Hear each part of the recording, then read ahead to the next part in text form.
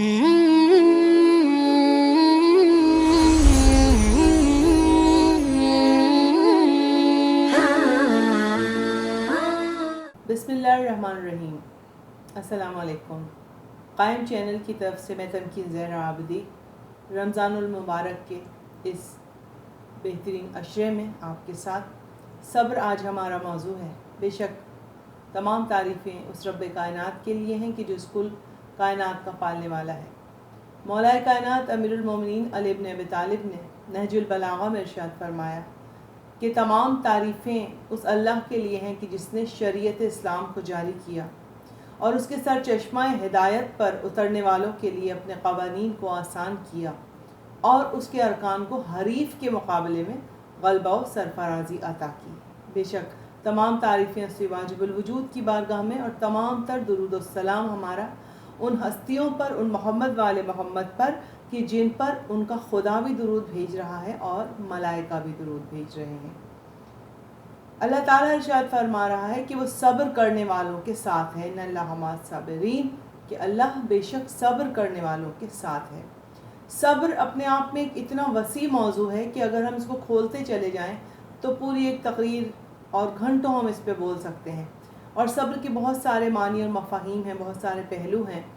तो सब्र को अगर हम अपने बच्चों के लिए, मैं आसान अल्फाज में अपनी नौजवान नस्ल के लिए इसको मैं बताऊं तो यूँ होगा कि परवरदिगार आलम ने इस दुनिया में हमें इंसानों को भेजा और इस दुनिया में उसने हमारी तकदीरें लिख कर भेजा।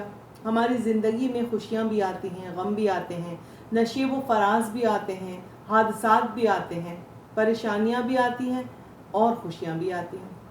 तो सब्र के मानी क्या है कि अल्लाह की तरफ से दी हुई आजमाइशों पर हम सब्र करें। अल्लाह की तरफ से दिए हुए इम्तिहानात पर, जो परेशानियाँ, जो मुसीबतें, रिज़्क़ व रोज़ी में तंगी है, मुसीबतें हैं, बिज़नेस हमारा फ्लॉप ठप हो गया, ख़त्म हो गया बिज़नेस हमारा, या हम परेशानियों में मुब्तला हो गए, बहुत सारी चीज़ें, इंसान की सेहत के हवाले से अगर हम बात करें कि हमें किसी बीमारियों ने घेर लिया, तो इन तमाम चीज़ों पर सब्र। फिर जुल्म के पर सब्र, अगर कोई आप पर जुल्म कर रहा है आप सब्र करें। किसी ने आपका हक़ खा लिया आप उस पर सब्र करें। किसी ने आपका पैसा खा लिया, लूट लिया, आप उस पर सब्र करें। बहुत सारी चीज़ें। और सब्र अगर शुक्र के साथ किया जाए तो आयमा ने फरमाया कि उस इंसान के दर्जात और बुलंद हो जाते हैं कि जो सब्र को शुक्र के साथ करता है। अब अगर मैं मेरे बच्चों के लिए अगर हम बात करते हैं तो बच्चे कहेंगे सब्र और शुक्र का क्या मतलब। एक लाइन मैंने तो कह दी कि सब्र करें शुक्र के साथ, लेकिन इसको अगर हम आसान अल्फाज में कहें तो यूँ होगा कि सब्र अपनी जगह है कि हम उसकी दी हुई हर आजमाइश पर सब्र करें, लेकिन ये एक इंसानी फितरत है कि जब इंसान पर परेशानियां और मुसीबतें आती हैं, हादसात का वो शिकार होता है, या कोई खुदा न खास्ता हमारा प्यारा कोई हमें छोड़कर इस दुनिया से चला जाए, तो हम अल्लाह की बारगाह में शिकवा करना शुरू कर देते हैं। हम उससे शिकायत करने लगते हैं कि ऐ रब्बुल इज़्ज़त, तूने हमारे ही से ये इम्तिहान लिया, हमें ही इस मुसीबत में डाला, हमसे ही हमारे किसी चाहने वाले को तूने छीन लिया, हमें ही रिज़्क़ रोज़ी में तंगी दे दी। तो हम उससे शिकवा करने लगते हैं। सब्र कर रहे होते हैं लेकिन शिकवे भी हो रहे होते हैं।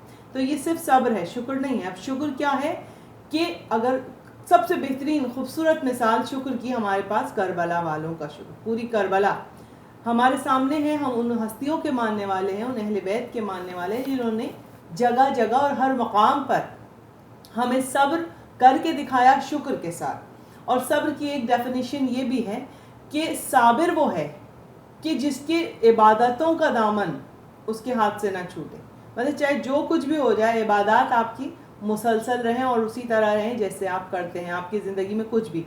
ये मिसाल भी हमें करबला में मिलती है, जो एक एक लफ्ज़ में मैं आपकी खिदमत में अर्ज़ करते हुए आगे बढ़ूँगी कि अगर हम करबला को देखें तो इमाम हुसैन अलैहिस्सलाम कि जब पुश्ते फ़रस से मेरे मौला ज़मीन पर आए हैं तो ज़ख्मों से चूर चूर है मेरे मौला, भरा घर लुटा चुके, लाशें उठा चुके, ज़ख्मों से चूर चूर मेरे मौला हुसैन। और इधर असर की अज़ान का वक्त हुआ और उधर इमाम हुसैन अलैहिस्सलाम ने सजदे में अपने सर को रखा और दुनिया को बताया कि ये होता है सब्र शुक्र के साथ कि रब्बुल इज़्ज़त तेरी किब्रियाई भी सलामत, तेरा सजदा भी सलामत। ये वो साबिर हुसैन के ऐसा सजदा किसी ने अदा नहीं किया, ऐसा सब्र किसी ने नहीं दिखाया कायनात में जैसा मौला हुसैन अलैहिस्सलाम ने दिखाया। और ऐसा शुक्र की मंजिल पे भी हमें ऐसा कोई नहीं नज़र आता جیسا شکران نعمت میرے مولا حسین نے کیا.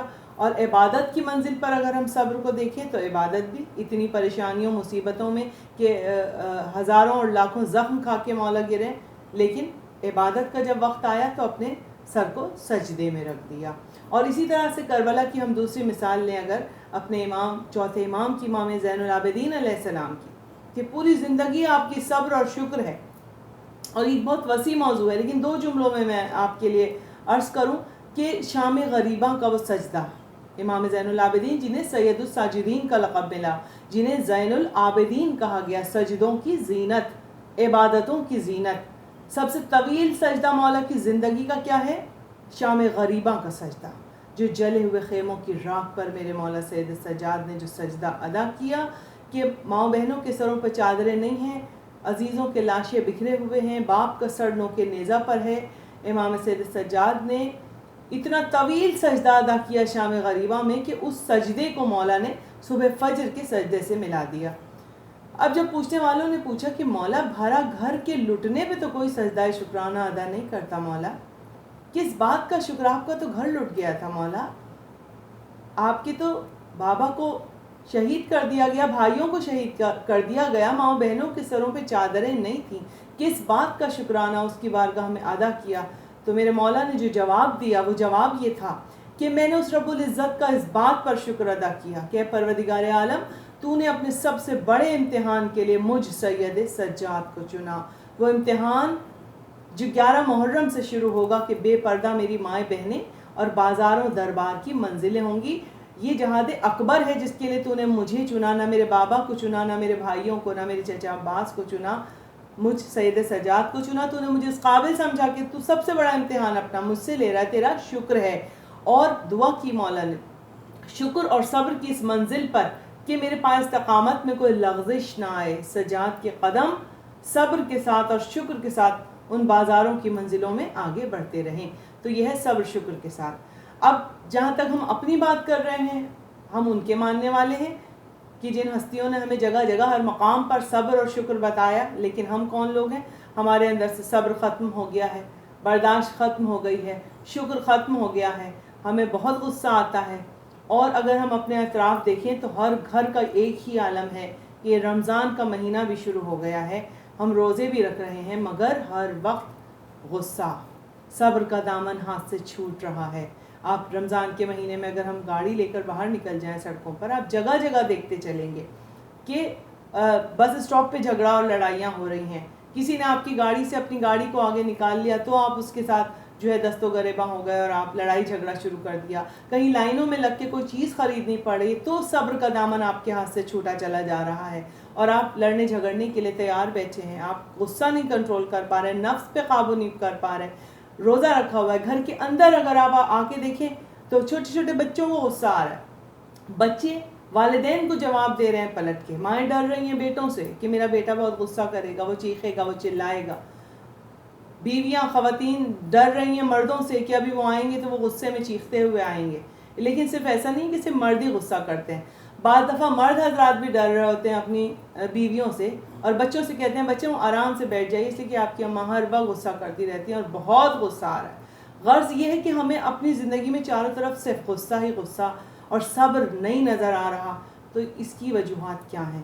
ہمیں چاہیے، دیکھیں ویسے تو اگر ہم دیکھیں تو گلوکوز لیول ہمارے جسموں سے رمضان میں کم ہو جاتا ہے چونکہ روزہ رکھتے ہیں. تو گلوکوز لیول جب کم ہوتا ہے تو انسان کے مزاج میں چڑچڑاپن آتا ہے، غصہ آتا ہے، جھنجھلاہٹ آتی ہے اس کو.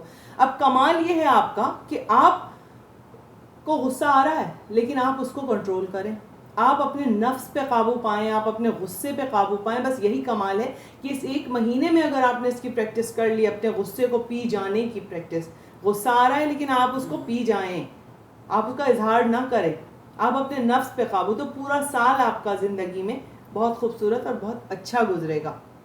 تو ہمیں چاہیے کہ ہم رمضان میں اپنے غصے کو کنٹرول کریں، غصے پہ قابو پائیں، ہم صبر کا دامن ہاتھ سے نہ چھوڑیں اور اپنے تمام فیصلوں کو، ہمارا کسی نے حق غصب کر لیا، ہماری کسی نے پیسے لوٹ کے کھا لیے، ہماری بہت ساری چیزیں، ہم پہ ظلم ہو رہا ہے، ہم اپنے ہر فیصلے کو اللہ تعالیٰ کے اوپر چھوڑ دیں. خود سے اس کا فیصلہ نہ کریں، ہم اللہ پہ چھوڑ دیں. مالک میرے اور اس کے درمیان یہ بات ہوئی، یہ معاملہ ہوا، اب میں اس کا فیصلہ اپنا انصاف تیرے اوپر چھوڑ رہی ہوں یا چھوڑ رہا ہوں. تو اللہ جس کا انصاف لیتا ہے نا، جب اللہ بدلہ لیتا ہے تو پھر اس کی لاٹھی بہت بے آواز ہوتی ہے، اور پھر اس سے زیادہ مضبوط انسان کوئی نہیں ہوتا جس کا حامی و ناصر پروردگار عالم خود بن جاتا ہے.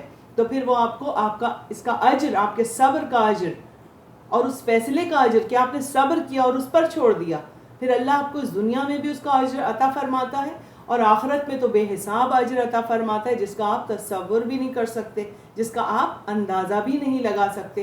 تو ہمیں صبر کرنا چاہیے، ہمیں غصہ ختم کرنا چاہیے اپنے اندر سے، ہمیں برداشت اور تحمل پیدا کرنا چاہیے. آپ دیکھیے غصے والے لوگ جو ہوتے ہیں نا، ان کے چہروں سے مسکراہٹ ختم ہو جاتی ہے. یہ ایک مومن کی نشانی نہیں ہے. مومن کہتے ہیں، ہمارے ائمہ نے ہمیں یہی درس دیا، ہر وقت ایک دل فریب سی مسکراہٹ آپ کے چہرے پر. کہتے ہیں نا انسان کے اعمال اس کے چہرے پہ آ جاتے ہیں. تو جو بہت غصے والا، اور جو غصے والا انسان ہوتا ہے جو صبر نہیں کرتا، تو پھر وہ اپنا ہی نقصان کر رہا ہوتا ہے. غصے میں ہر فیصلہ اس سے غلط ہوتا ہے، اپنی فیملی کے لیے وہ خطرناک ہوتا ہے، وہ رول ماڈل نہیں ہوتا، اس کی فیملی اس سے اتنا خوش نہیں ہوتی کہ جی آ رہے ہیں اور پورے گھر کو تہس نہس کر دیں گے غصے کے عالم میں، چاہے باپ ہو، بیٹا ہو، بیٹی ہو، بیوی ہو، شوہر، کوئی بھی ہو.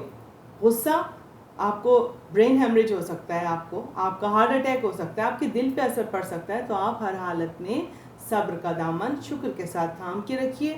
میں اپنی گفتگو کا اختتام مولا کائنات کے ان جملوں پر کروں گی. مولا علی کا نہج البلاغہ میں خطبہ بہت طویل ہے، لیکن صرف 2-3 جملے میرے مولا کے، اور اس کے ساتھ میں اجازت چاہوں گی آپ لوگوں سے. اور وہ جملے یہ ہیں کہ مولا نے ہمیشہ دنیا سے بیزاری کا اظہار کیا، اور اصحاب کا مجمع تھا اور مولا دنیا کی باتیں کر رہے تھے. مولا کائنات وہ ہیں جنہوں نے اس دنیا کو 3 طلاقیں دی ہیں. انہیں دنیا کبھی پسند نہیں رہی. انہوں نے ہمیشہ کہا دنیا کے پیچھے مت بھاگو، یہ فریب ہے، یہ دھوکہ ہے. تو اصحاب نے پوچھا کہ مولا اس دنیا میں کوئی چیز ایسی ہے جو آپ کو پسند ہو؟ آپ نے ہمیشہ اس دنیا سے بیزاری کا اظہار کیا ہے، کوئی چیز ایسی جو آپ کو پسند ہو؟ تو آپ کے مولا کائنات میرے مولا علی نے فرمایا، ہاں دنیا میں 6 چیزیں ایسی ہیں جو مجھ علی کو پسند ہے. سارے اصحاب کا اشتیاق بڑھ گیا، ان کا تجسس بڑھ گیا کہ مولا وہ 6 چیزیں کون سی ہیں کہ جو آپ کو پسند ہیں. تو میرے مولا علی نے فرمایا کہ وہ 2 قدم، 2 قطرے، بہت توجہ رکھیے گا، 2 قدم، 2 قطرے اور 2 گھونٹ. یہ 6 چیزیں مولا نے فرمائی. اب اس کی تشریح جب مولا نے فرمائی تو کیسے فرمائی کہ 2 وہ کون سے قدم ہیں جو مولا کو پسند ہیں. ایک وہ قدم کہ جو عبادت، کوئی بھی عبادت انجام دینے کے لیے آپ کا اٹھتا ہے، اس رب کی بارگاہ کی طرف جاتا ہے. ایک اٹھتا ہوا وہ قدم جو عبادت کو انجام دینے کے لیے جاتا ہے، پہلا وہ قدم. اور دوسرا وہ قدم کہ جو آپ اپنے اعزاء اقربا، اپنے عزیزوں کے، اپنے دوستوں کے احوال کے پوچھنے کے لیے، ان کی مزاج پرسی کے لیے، ان کی عیادت کے لیے، ان کی خیر و عافیت معلوم کرنے کے لیے چل کر جب آپ ان کے گھر جاتے ہیں، ان کی طرف جاتے ہیں، وہ قدم اٹھاتے ہیں، تو وہ دوسرا وہ قدم مولا علی کو پسند ہے. یہ 2 قدم پسند ہے. اور اس کے علاوہ اب آ گئی 2 گھونٹ کی بات کہ وہ کون سے 2 گھونٹ ہیں جو مولا علی کو پسند ہیں. مولا علی نے فرمایا ایک وہ گھونٹ کہ جب تمہیں غصہ آ جاتا ہے اور تم اپنے غصے کو پی جاتے ہو، ایک وہ گھونٹ مجھے پسند ہے، غصے کو پی جانا. اور ایک جب آزمائشیں اور مصیبتیں اور پریشانیاں آئیں اور صبر کا گھونٹ تم پی جاتے ہو، صبر کرتے ہو، تو ایک وہ گھونٹ مجھے پسند ہے. کون سا گھونٹ؟ ایک وہ گھونٹ جو غصے کا گھونٹ ہم پیتے ہیں، اور ایک وہ گھونٹ جو صبر کی منزلوں پر ہم پی جاتے ہیں. یہ 2 گھونٹ پسند ہے. اب تشریح کی کہ مولا وہ 2 قطرے کون سے ہیں جو آپ کو پسند ہیں. تو مولا کائنات امیر المومنین نے فرمایا کہ ایک وہ قطرہ جو کسی شہید کے بدن سے خون کا پہلا قطرہ جو ٹپکتا ہے اللہ کی راہ میں، ایک وہ مجھے بہت پسند ہے. اور ایک وہ قطرہ آنسو کا جو آنکھوں سے ندامت بن کے اپنے گناہوں پر جب تم پشیمان ہوتے ہو اور ندامت کے آنسو تمہاری آنکھوں سے بہہ جاتے ہیں، اس کی بارگاہ میں تم معافی طلب کرتے ہو اپنے گناہوں کی، تو ایک وہ قطرہ آنسو کا مجھے بہت پسند ہے جو انسان کی آنکھ سے بہہ جاتا ہے. تو ان 6 جملوں میں مولا نے ایک مکمل ہمیں ضابطۂ حیات دے دیا. تو آئیے ہم سب دعا کرتے ہیں کہ پروردگار عالم ہمیں ائمہ اہل بیت کے سیرت پہ چلنے کی توفیق عطا فرمائے. ان کی زندگیوں میں جو صبر ہمیں نظر آیا، جو شکر ہمیں نظر آیا، ان تمام چیزوں پہ چلنے کی ہمیں توفیق عطا فرمائے، اور ہم ویسے مومن بن کے دکھائیں جیسا ہمارے مولا ہمیں دیکھنا چاہتے ہیں، تاکہ جب سرکار ولی عصر اس دنیا میں آئیں تو وہ فخر سے کہیں کہ یہ ہیں میرے چاہنے والے اس کے ساتھ ہی ہمیں تمکین زہرا عابدی کو اجازت دیجیے. بہت ساری دعاؤں کے ساتھ اپنا بہت خیال رکھیے گا. اللہ حافظ.